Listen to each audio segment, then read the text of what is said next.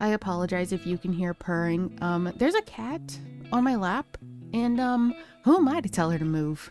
Oh, you're such a baby.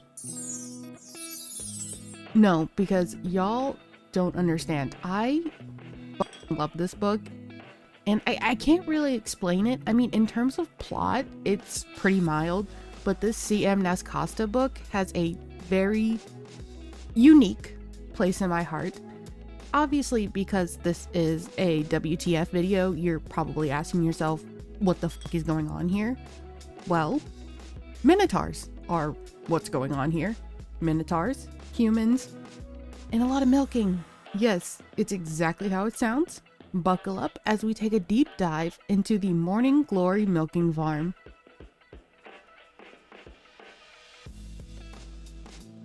We get the gist of what this book is about literally within the first paragraph. Violet, our female main character, is anxiously watching a training video for her new job at the Morning Glory milking farm. She internally expressed nervousness at the extremely unlikely possibility of someone walking in and seeing her watching a video on how to give a minotaur a hand job. Starting off strong. Now, Violet is probably one of the most relatable main characters we've seen in a what the fuck video.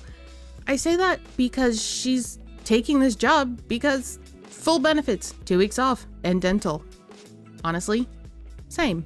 She does also do this because she's drowning in student debt for a degree that made her overqualified for the limited and underpaid positions in her area. Her options are milking minotaurs or moving into her parents' garage, ultimately admitting that her mother was right and that she should have never left home to begin with. I can't disagree with the choices she made. I too would rather jack off mythical creatures before admitting that I was wrong about anything. However, given the nature of the work, I understand her hesitancy when looking at a humanoid fox lady in a milkmaid uniform give you detailed instructions on how to obtain a speedy and plentiful collection. But we all gotta do what we all gotta do. On to the big question, why does this service exist? I am so happy you asked.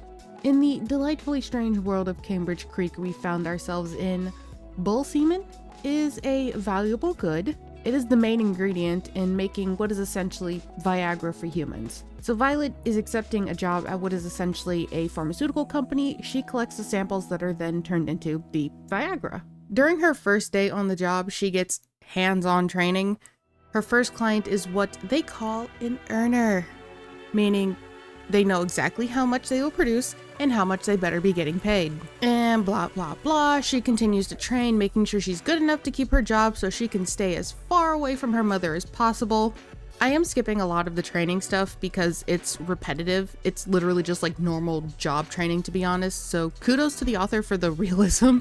My next point I want to discuss is Violet's first solo client.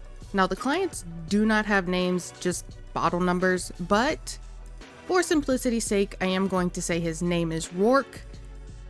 She is attracted to this minotaur, so much so that she spends a little extra time making sure this bull really enjoys it. She squeezes his balls longer than necessary and thoroughly cleans him after. Now, being the professional milker that she is able to forget all about this encounter only for the duration of her shift. Once she is home and alone with her thoughts, she starts thinking about hard speckled bullcock. Violet continues to excel at her job. She is competitive, so when there is a performance-based bonus on the line, Violet is fiending for it.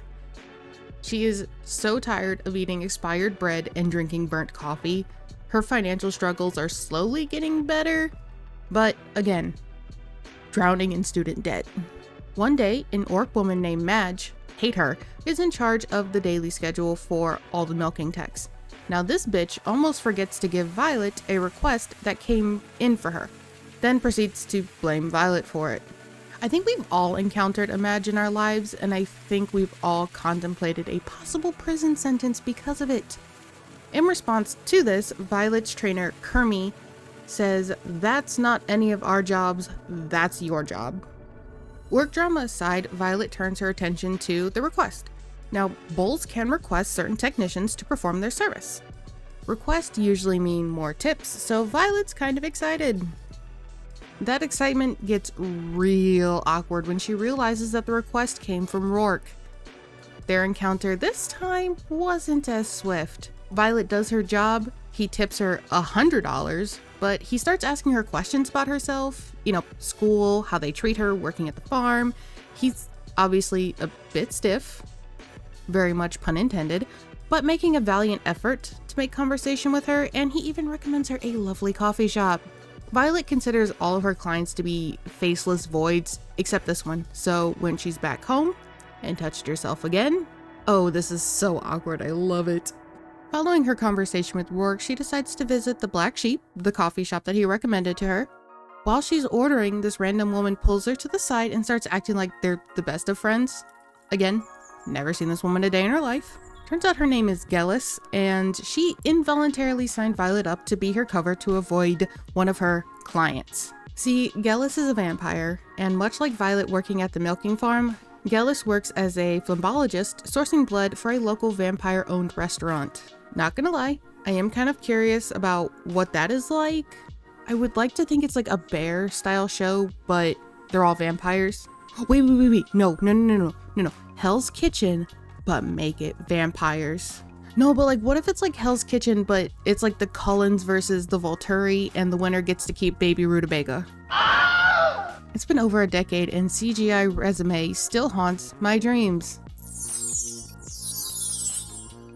Following Violet meeting her new best friend, she decides to read the horoscope of her mystery bowl based on his birth date from his chart. Gemini behavior, if you ask me, but he's a Capricorn, and I love that for him. Horoscope of the day for Capricorns reads as follows.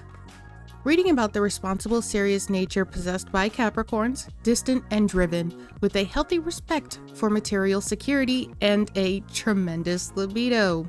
In plain terms, just her type. Upon reading the horoscope, she is able to come to terms with herself that she has a crush on this guy.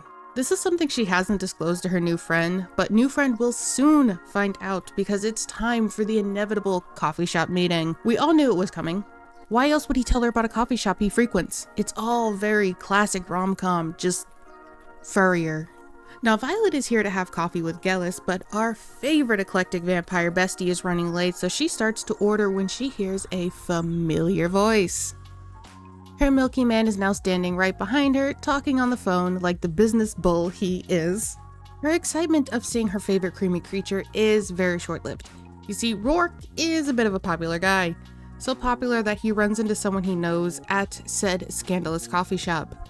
Now this woman asks if him and L'Oreal will be attending the cookout together. Listen, the last thing you ever want to hear when you run into your crush are their plans with another woman. I feel like Violet is justified in her feelings about hearing that because I too would be in my feelings. Luckily for us readers, we understand that this is a classic misdirection. Violet, however, scurries away, assuming he and L'Oreal are a thing, and Violet is not in her home-wrecking era. I respect it. She uses the excuse that she has a date at the coffee shop to get away from him. Gellis pops up in the middle of this, and she is very curious. Despite Violet trying to deny the crush out loud, Gellis sees right through it. Violet is able to keep her composure with Gellis, and even more so when she returns to work. However, Rourke is like an adult because he does this unheard thing of amongst most adult men called communicating. Truly baffling. Rourke wants to clear the air with Violet at their milking appointment.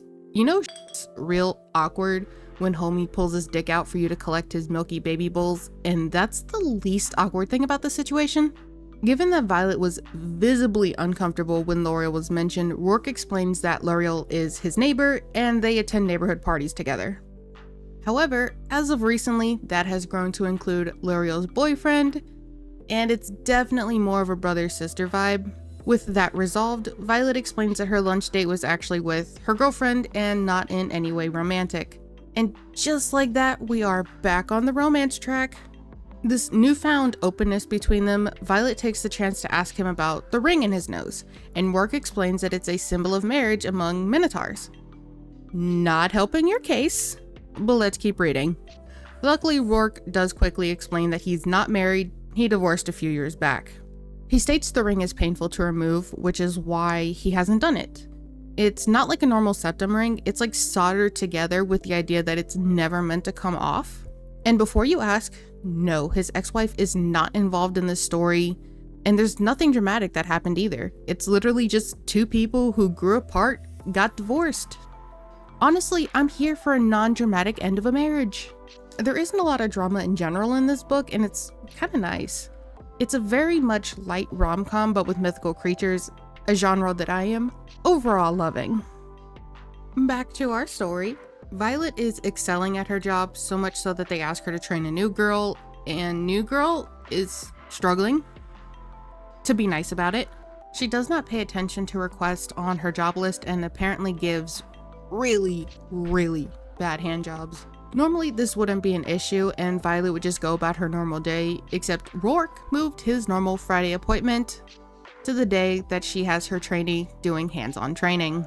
Violet is very jealous of the fact that this new girl is going to be touching him, and honestly, Rourke doesn't seem too happy about it either. Love the loyalty. Speaking of loyalty, Rourke mentions that the reason he moved his appointment up is because he's getting his ring removed. And you may be asking yourself, why now?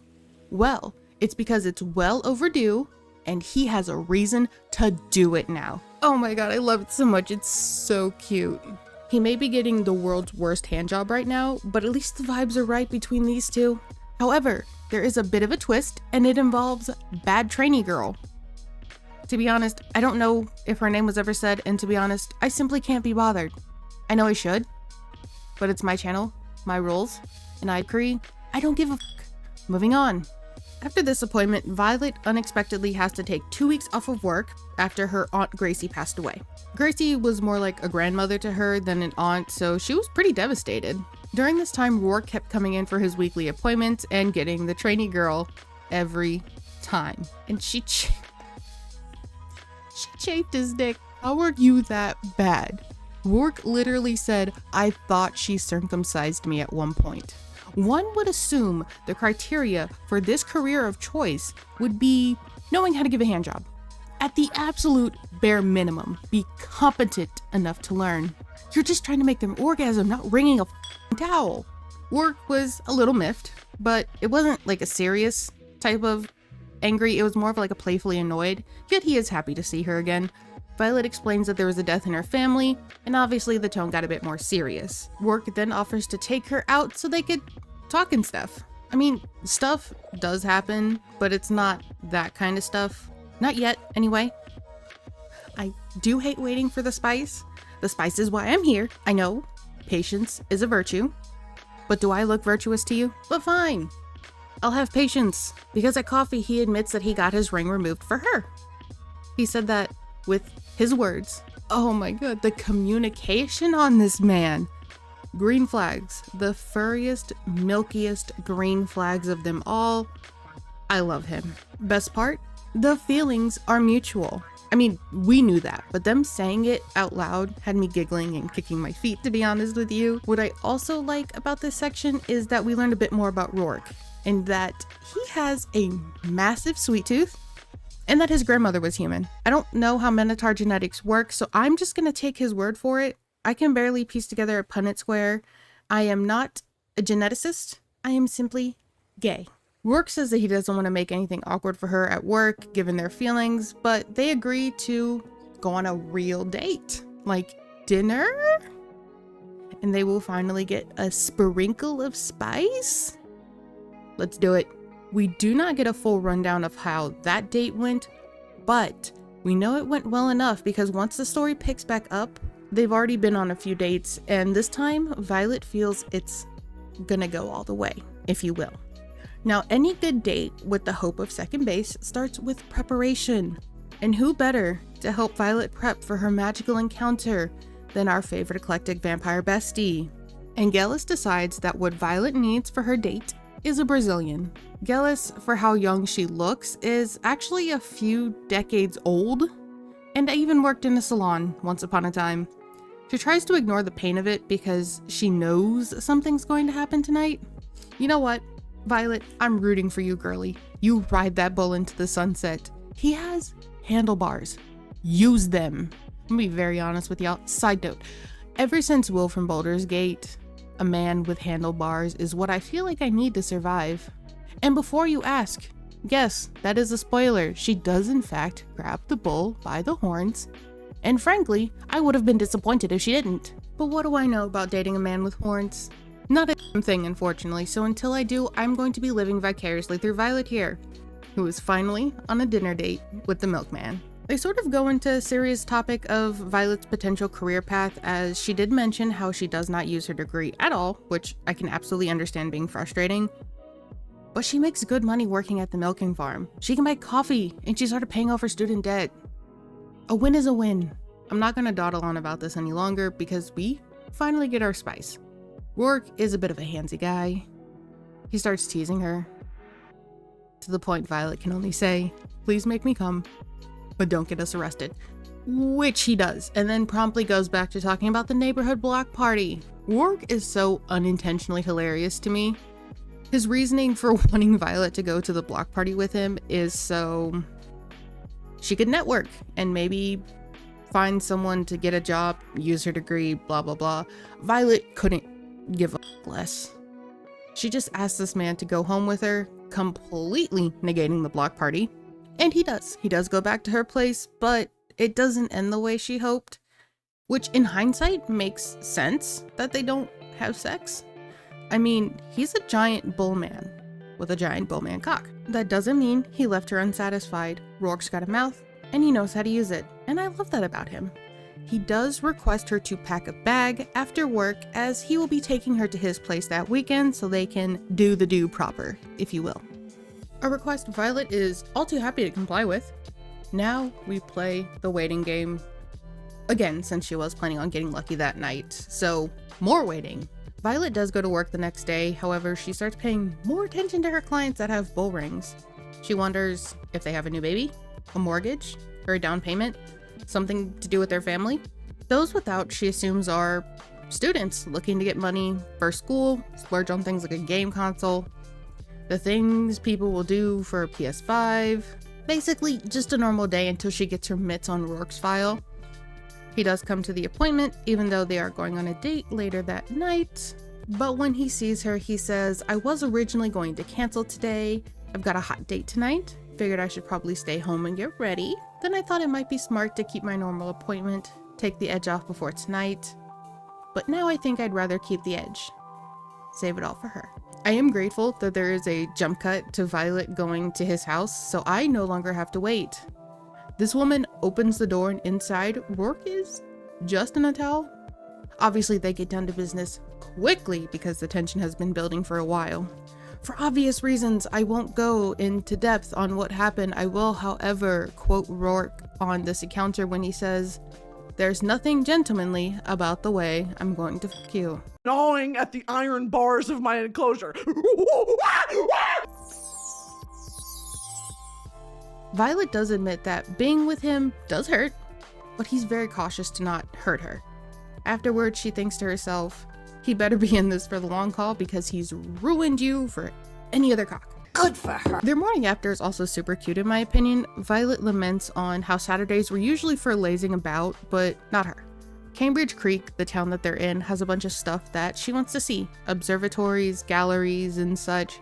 So despite how comfortable she is snuggled up to Rourke, she wakes him up. They went to a little flower shop ran by Beetle sisters, and my personal favorite, an occult tea shop attached to said flower shop. I feel like having an occult tea shop would literally solve every single problem I've ever had. I'm gonna go build one on Sims later. Anyway, I will admit this bit gets jumbled in the final stretch. The flow of time doesn't make much sense to me. It's like a lot of stuff crammed in at the end. We know Violet starts exploring the town, with her calling Rourke her official boyfriend. She runs into Rourke's neighbor, L'Oreal. They discuss an interview type thing that Violet has, which would mean that the block party that Rourke mentioned was skipped.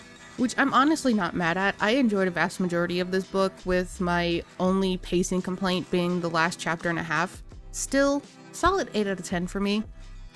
After this, there is another jump cut where we get a bit of context for the conversation that happened between Violet and L'Oreal. It's a bit of a I know a guy who knows a guy, to basically say that through L'Oreal, Violet got a lead on a good job in her field. Mostly research. Sounds pretty nice. Violet, though, is not going to get her hopes up because it does in fact sound too good to be true. Jump cut, Violet asked Rourke if he would like her to quit working at the milking farm, and Rourke, being the secure man that he is, doesn't care. He thinks asking her to do that would make him a grade A shit. I respect it. Violet is relieved as she's come to actually love her job. The people are nice for the most part, and the guys who take it too far are pretty far and few between. You've piqued this man's interest. Unfortunately for her, that statement prompted her to explain to Rourke all about the different types of clients, including the good little cows, which Rourke thinks is the funniest to ever exist, and it's exactly how it sounds. Given the previous jump cut mentioned her potentially getting a new job, this is a bit confusing, but it's explainable. She wants to stay at the milk farm part-time if she does get the new job. More money to put towards her student debt, and she doesn't need to turn her man over to a new milk tech. Win-win. Jump cut. Violet calls home. It's been about 1 million chapters since we last complained about her mom. But let's do it again. Because her mom is still on her bullshit. She wants Violet to get a job closer to them and move home. It's a job for Violet's mom's friend at an art museum, with the pay not working with the level of education. Violet has to break the news to her helicopter of a mother that she has an interview and will be moving even further from them. I can't seem to understand why she'd want to do that. Violet also uses this phone call to rip the band-aid off about her boyfriend. I couldn't imagine breaking the news that your boyfriend is a bullman to your mom. Actually, I can. My mom probably wouldn't care. I've done weirder. I will not be elaborating at this time. Final chapter. And boy, did the first paragraph of this chapter have me rolling. I was weak. Violet apparently jokes that Rourke has never worn anything less than a 3-piece suit. So when she goes to his place and this motherfucker is doing yard work in a white t-shirt that says, and I quote, Mega Milkers, with the farm's logo, Violet and myself absolutely lose their shit. The chaos does not stop there, because Violet proceeds to ask him, this was in one of the reward tiers, I'll bet. How many loads did you need to shoot to work your way up from the coffee cup? Oh my god. Wait for it. Happened a lot faster since you started, he called smugly. Have I mentioned I love this man? After this tidbit of comedy, it is explained that Rourke basically wants her to move in, as whenever she talks about leaving his place, he spoils her in and out of the bedroom. However, she is determined to have a security blanket and not rush things. Smart girl. To wrap it up, Violet did get the job. She will be moving into her new apartment, but still plans on spending a lot of time with Rourke. I really enjoyed this book. It's nice to have, it's a nice little almost Hallmark vibe. Not really drama, just a tale of two people finding love through milk. And what more could a girl ask for? In terms of the characters, I do enjoy them all, except for Violet's mother for obvious reasons. However, I did find Violet a bit plain Jane. There's nothing wrong with that. I still loved her as our female main character. I just wish she had a bit more going on for her other than just stressing about student loans. With Rourke, he has a bit more depth. The ex-wife, the bull ring, the sweet tooth, and even the mention of the human grandmother. I do not hide the fact that I love him as a partner, but he's also fascinating as a character. He has like a realistic charm, nothing outlandish, which is a lovely change from the other kind of shit that I read. It's fun, it's relatively short, and it's on Kindle Unlimited. C.M Nascosta has another book in this series that I will be checking out. Whether or not it gets its own video is to be determined. There is a teaser at the end of the Kindle version that's basically a retelling of this tale, but from the perspective of Rourke, which sounds interesting, and I will absolutely be reading it. And since it's a retelling of the story, I'm not going to make a separate video on it. I sincerely doubt that it would be anything like the As Told by Christian books, because Rourke's not a piece of shit. So I don't think there's anything more significant we can learn about this tale. However, if I am wrong, I am happy to do it along with the second book called Sweet Berries. And from the cover of the second book, it looks like we have another human girl and a Mothman Chai likey Mothman. Oh, this is going to be fun. But the script is already long enough already. I have said all I can say for now. I do hope you enjoyed this video, and please remember to drink water and return your library books on time, or else.